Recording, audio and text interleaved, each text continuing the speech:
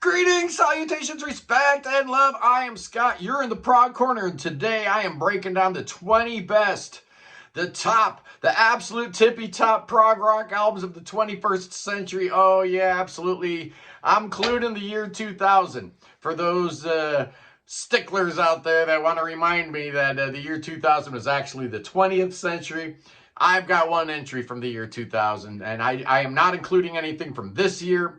So we're looking at the last 25 years of prog rock, and boy, oh boy, do I have a list right here. This is going to be awesome.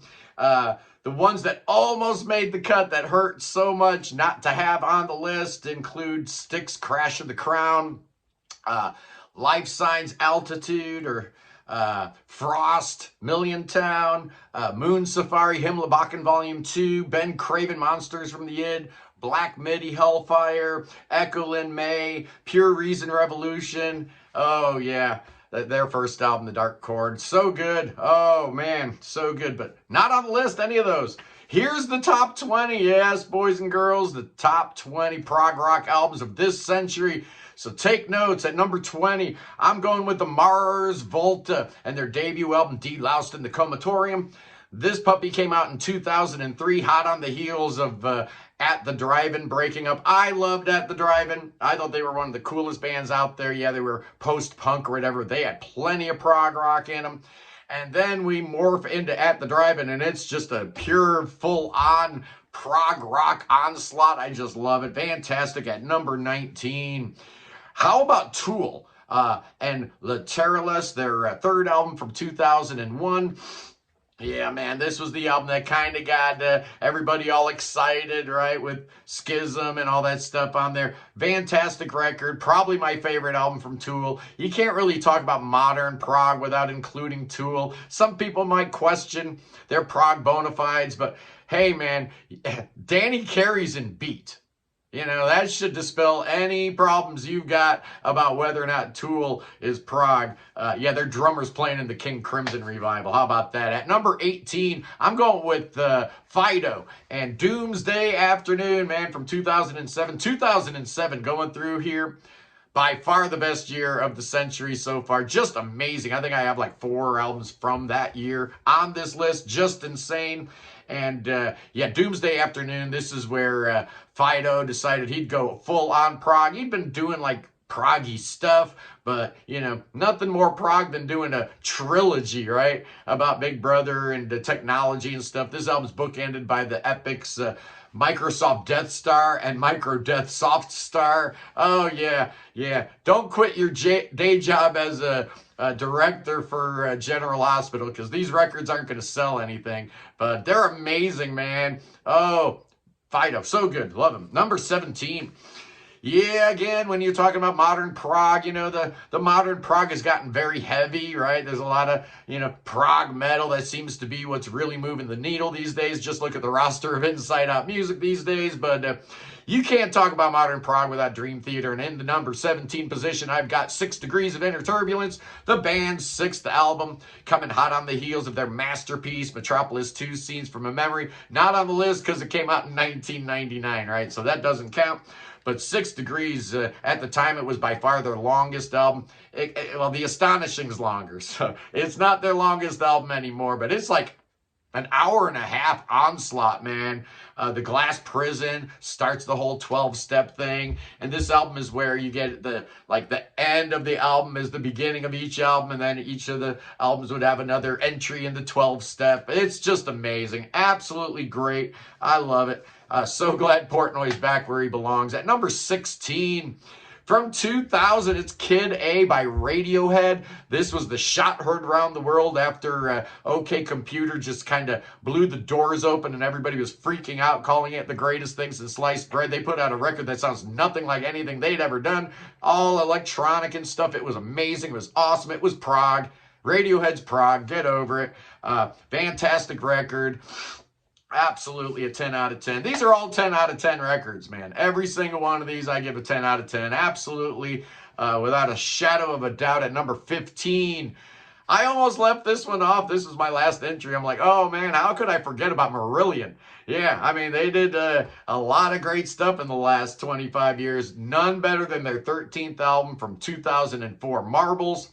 Now, I had kind of given up on Marillion after Fish left. I listened to the first couple H albums. I wasn't in love with The Season's End or Holidays in Eden. I gave up. I gave up right before Brave, right before the good stuff started happening again. So once Marbles came out, I actually went back and slogged my way through, an Arachnophobia and Marillion.com and all that kind of stuff, Radiation. But oh man, Brave and Marbles, two of the best albums ever. But I really love Marbles. Brave came out in the 20th century. It's not eligible, but any album that's got the Invisible Man on it, Ocean Cloud, Neverland, forget about it. I love it. Possibly my favorite Marillion album. Just adore it. At number 14, we're talking about that heavy stuff, and this is the only album I'm including on here with the dreaded death growls, right?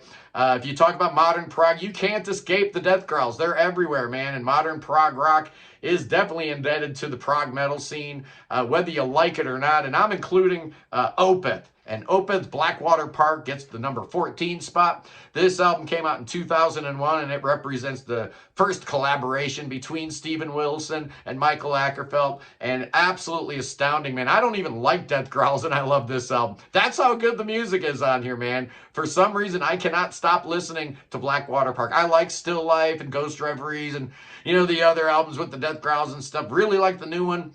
But this record here, for some reason, I just can't get over it, man. The Leper and Affinity, what a great track. Funeral Portrait, Drapery Falls. Oh, a lot of my favorite Opeth riffs are found on this album. And it's not all like death metal-y and stuff. It's definitely prog.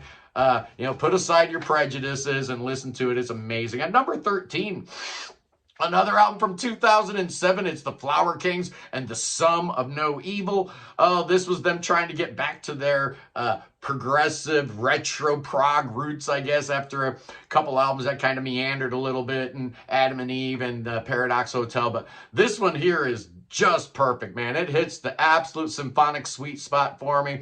I think it's their best album. I absolutely love the Flower Kings. Love Roy Nastalt. And this one's got Zoltan drumming his last turn on drums for the band, and it's just incredible. The Sum of No Evil. One More Time. Oh, man, I love that song. So good. What a great album at number 12. We're going back to kind of the prog metal-y stuff here, in a band out of the UK called Haken, and they put out their third album in 2013 called The Mountain. I thought about Aquarius and I thought about Visions, but I just can't get past The Mountain. I think it is their best album. I really, really do. It's got some of that energetic stuff from the first two albums, and then some of the more 80s indebted stuff that came later. But this album here just sticks the landing all the way through. Of course, it's got the great Cockroach King on there. What else do you need? Haken in the number 12 spot. At number 11, in 2014, IQ dropped The Road of Bones. And, oh man, I love this album. I think it's their best album. Obviously, since it's on this list, but, they had great stuff in the 80s and 90s too, but, man, they are on a tear right now. Road of Bones, into Resilience, into this latest one, Dominion. They are absolutely on a hot streak, and I love Road of Bones so much. It just creates so much emotion in me when I listen to it. And the bonus disc is every bit as good as the main disc. So, yeah, Road of Bones at number 11. Here we go, boys and girls. We're in the top 10 now. At number 10 from 2006, Andy Tillison and his band of weirdos put out their third album called A Place in the Queue. And this is the first Tangent album without Roy Nastalt in the band. So they brought in a new guitar player. What's his name? Krister Johnson or something like that. I forget his name. He's in Car Mechanic now. I'm sorry, dude. I'm sorry I missed your name. Zoltan plays drums on this one. Jamie Salazar is on the first two. This album's amazing. I love it. I think this is the best Tangent album. They've got a lot of great albums. I mean, A Place in the Queue is not their only good album. Trust me, they got 13 albums, and all 13 of them are good. But this one starts with one of the best epics I've ever heard in my life, called In Earnest, and then the shorter tracks are all wonderful. Just amazing. You know I love me some Andy Tillison in the Tangent. I think Andy Tillison is just incredible. He is my spirit animal. I love you, Andy. At number 9, another artist that I really identify very, very closely with and have built a friendship with, it's Jean-Pierre Louveton, JPL, and his album Sapiens Part 1 from 2020. Part 1 of a trilogy. I loved all 3. I gave part 1 a 10 out of 10. I think part 2 a 9 out of 10. And part 3, maybe I gave a 9.5. Maybe real close to a 10. All 3 of those Sapien albums are really, really good. Oh, but the first one, oh man, that first Sapiens album is just so good. If you haven't heard it, check it out. I know it's not a big album in the prog world, but it should be. JPL ought to be huge. Absolutely. At number 8, here's a band that is kind of huge in the prog world. All the way from Sweden, a band responsible for bringing prog back from the dead back in the 90s. They dropped 2 great albums in the 90s and kind of disappeared. We're talking about Anglagard and their 3rd album, Viljans Oga. From 2012. Oh, nothing changed, man. It's every bit as good as the first 2, if not better. I love it, man. Just incredible. And Anglagard is still going. I guess Matthias Olsson back in the band. He's reconfigured a version of Anglagard. So I'm really hoping we get a 4th Anglagard album here in 2026. That would be amazing. Fingers crossed, because that's a band with 3 albums and 3 masterpieces. I mean, and over 30 years they put out 3 albums. Come on, guys. Stop being so lazy. At number 7, back to the UK with Big Big Train. And I could have gone a lot of different ways, but I am on record as saying their 2016 album, Folklore, is my favorite. I love the English electric stuff, Underfall Yard, Grimm's Pound, big fan of Grand Tour. I'm just a big Train fan, okay? And Folklore, to me, is their best album. I love it. It's got great longer tracks. The title track is perfect, and it ends with Telling the Bees. Come on, man. Everything is just exactly where it should be on this album. The album that brought Ricard Soldierbloom into the band. Just an amazing record. Absolutely stunning. At number 6. Oh, it was my favorite album of 2024. Yes, it was. It's Ritual and the Story of Mr. Bogged, Part 1. Now, I could have gone with the album that preceded it, 2007. Of course, this one came out in 2007.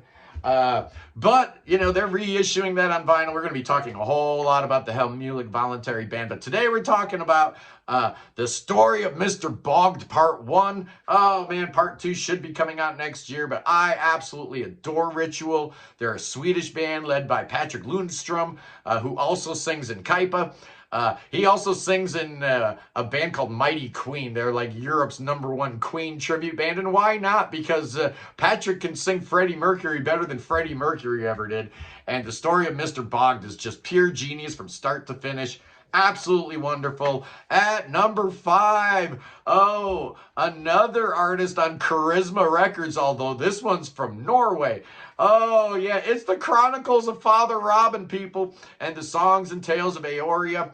This was a 3-album box set. I'm putting up the image of Part 1, but it was a 3-record set. There's a box set available. You need all 3. It tells the story of Father Robin and all his travails and his travels and all this, that, and the other thing. It's just amazing. It's the singer from Wobbler, Andres Prestmo, who I think is the best singer in modern prog. I absolutely love him. And then members of other Norwegian bands like Tusmork and Jordsio and that kind of stuff. But the Chronicles of Father Robin. Oh, at number 5, I love it. At number 4, one of the albums that really brought me back into prog was the first Transatlantic album, but the second one was even better, so I'm including it. Bridge Across Forever from 2001.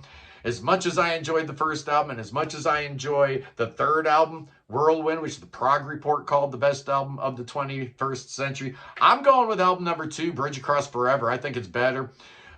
Stranger in Your Soul, Duel with the Devil, Sweet Charlotte Pike. I love all those tracks. I think it's amazing. Such a great record. The first Transatlantic might have been a little too Neil Morse heavy. This has got perfect balance. All the members contribute. Just a beautiful album from 2001. I love it. And here we go, boys and girls, the top 3. I bet you can guess the top three because I've been pretty vocal about what I think the three best albums of this century are. And at number three, from 2015, it's Steven Wilson and Hand Cannot Erase. Yes, if you're noticing, I'm not including Porcupine Tree. I'm doing one per artist here, right? So I'm sorry no Porcupine Tree got on the list because obviously Deadwing or Fear of a Blank Planet or In Absentia would certainly get a look-see.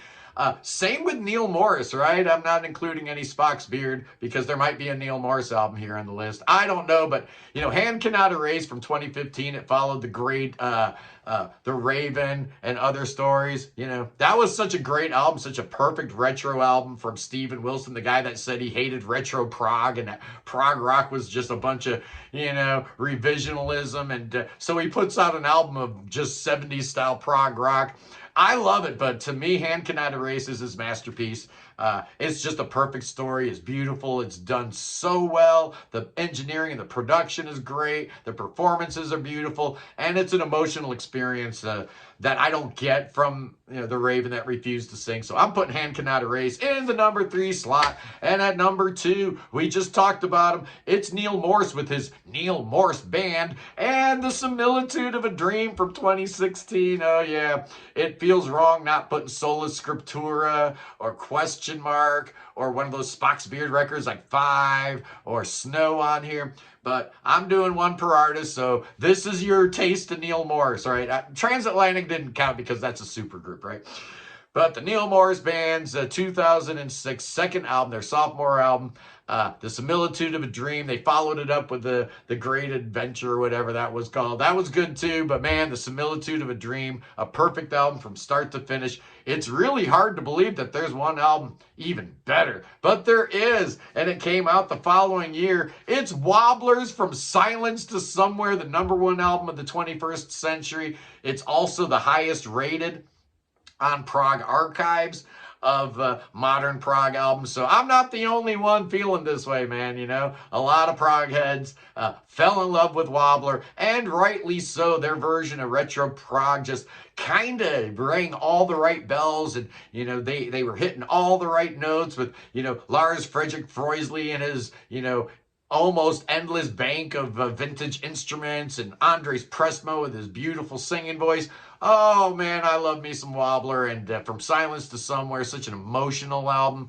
The title track telling the story of Andres Pressmo and his mother dying, and so it's about life, it's about death, it's about reconciliation. Oh man, it's just so good. It's everything you want in a prog album, and it's kind of one long song and 2 short songs. Boy, that's a formula that's worked really well for other prog bands in the past. Anyway, boys and girls, I love you guys. What am I doing tomorrow? Tomorrow I might get back to my album collection. It's been a while and I need to finish it up before I forget all about it. So we'll do that tomorrow, and then we'll do something else. Who knows what we're going to do? Anyway, boys and girls, if you like what I'm doing, please subscribe to the channel. Hit the like button on this video. If you really dig what I'm doing, man, for as little as $1.99 a month, you can become a member of the Prog Corner. You got $2 lying around. Give it to me. Anyway, boys and girls, I love you. Peace in the Middle East. Free the Tibet. Free the Ukraine. Free your mind. Free beer. Free Willie. Free everything. Free everybody. And God save King Chucky. Oh no, save that king. King Chucky needs your saving. Oh yes he does. That boy's got that cancer. Bring him to America. Oh yeah, let's bring that boy to America where we got healing spells. Oh yeah, we do. We got incantations. Oh yeah, we're going to do little mantras and stuff like that. And oh boy, no Hare Krishna here, man. Absolutely not. Oh, we're going to save that king with poison. We're going to drink poison. That's not going to work. You know what is going to work? Oh, I know it's going to work. It's them rattlesnakes. Oh, Billy Bob's got them snakes. Oh, I got live ones today. Real snakes are going to get me. Oh, no. I love you guys. I'll see you tomorrow. Peace.